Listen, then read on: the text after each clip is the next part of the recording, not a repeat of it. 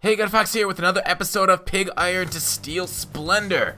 Today's sponsor is, you're going to be seeing a lot more of this team. I missed, before my last video on this, I missed about 2 weeks of it, which really set me behind. And I calculated in the last video on the fly that I need to win like 40 more games or something.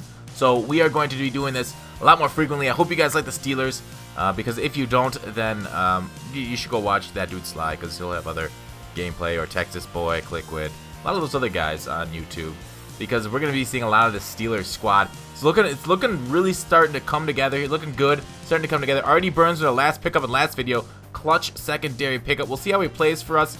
I know I've been asked about him, what my thoughts on him, but now we'll be able to really fully test drive the card. That Antoine Blank, that Bryce McLean, I feel really bad keeping Bryce at dime, but he doesn't fit my styles, and he's only one higher overall, but he's played really well for me.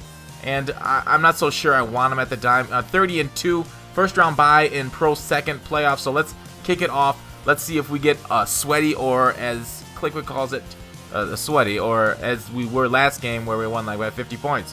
But right off the bat, option with the quarterback. Uh-oh, we got a varied offense here. Let's see if he keeps it up. And a little inside zone there. We're able to stuff that off the user. And that's really kind of what we have to rely on defense. We can't rely much on it. Oh my god, the user just got the pick. Woo! So we can't rely too much on our defensive backs. We got to kind of rely on our user over the middle. Over the top, we're kind of weak, but that's okay. We've always had pretty weak top game.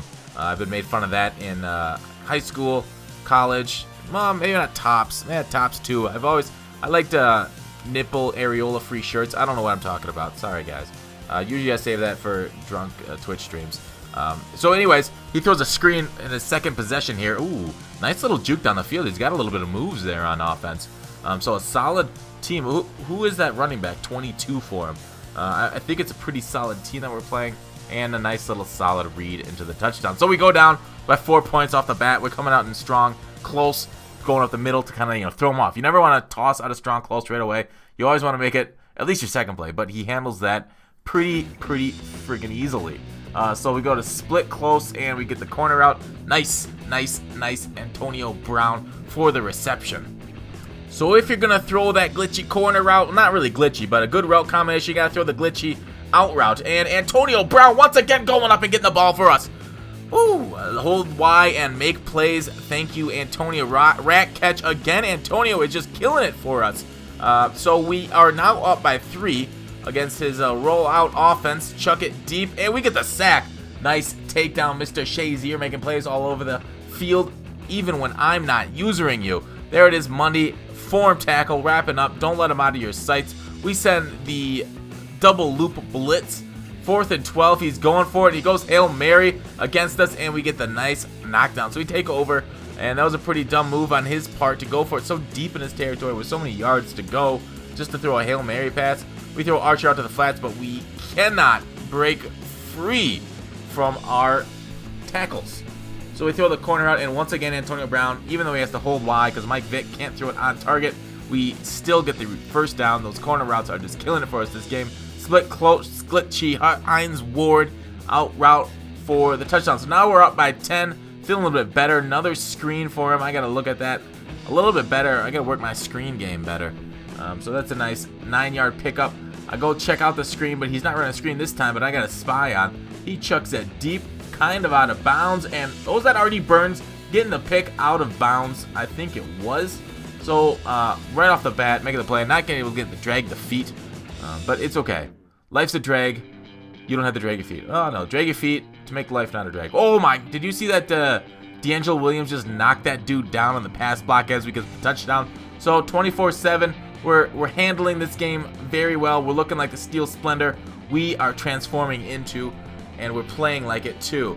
So here he is, rolling out right, looking deep, chucks it across the field, and who is there? Mr. Burns to knock the guy down. So in his first game, he is playing very well for us, chucks it deep against our safety help, and it does not help him because he drops the ball. So he does a little halfback. He doesn't see the halfback. He still goes deep, but it's outrunning his player's arm strength, so we get the knockdown. So playing a lot of deep throw. We covered 2-man under for this Hail Mary offense, and oh, let's see, he may have been able to run for that, but runs right back into the teeth of our defensive line, or Greg Lloyd, and we get the nice little, we get a little leg here. We get the sack, but we're firmly in control. 24 seconds left.